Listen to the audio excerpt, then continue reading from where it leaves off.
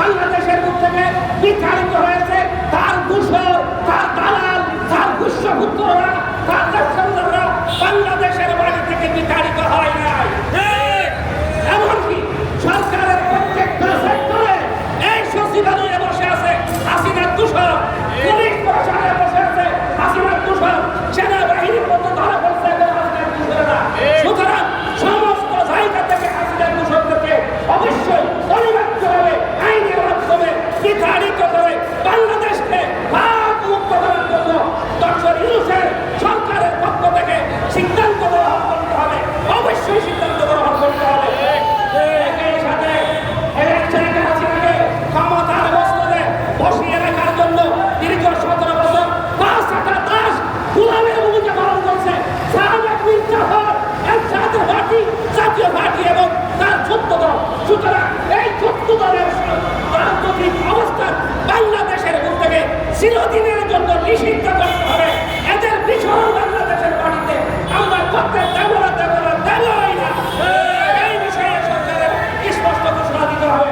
একইভাবে আরেকটা কথা বলতে চাই, ডক্টর ইউনূস সাহেব, আপনি জানেন আপনার সদস্য যারা আছে তারাও জানে এই বাংলাদেশ 95% মুসলমানদের দেশ, এই বাংলাদেশ শাহজালালের দেশ, শাহ মখদুমের দেশ, এই বাংলাদেশ আজহার আলীর দেশ।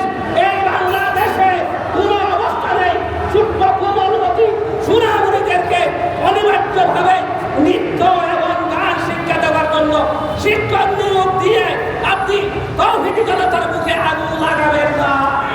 সুতরাং নৃত্য শিক্ষক, গানের শিক্ষকের পরিবর্তে কোরআনী শিক্ষকের নিয়োগ দান করেন।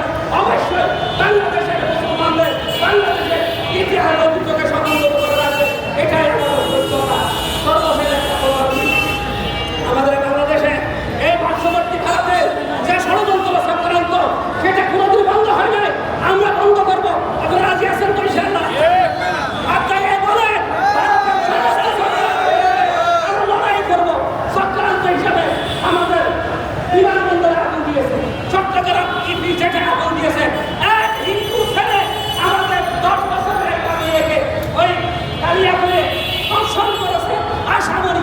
আমরা এগুলো ভারতের চক্রান্ত, ফ্যাসিস্ট স্বৈরাচারী কথিত হাসিনার চক্রান্ত, এই চক্রান্ত রূপ করতে হলে হাসিনার গোষ্ঠীকে বাংলাদেশ থেকে অনিবার্যভাবে বিদায় দিতে হবে।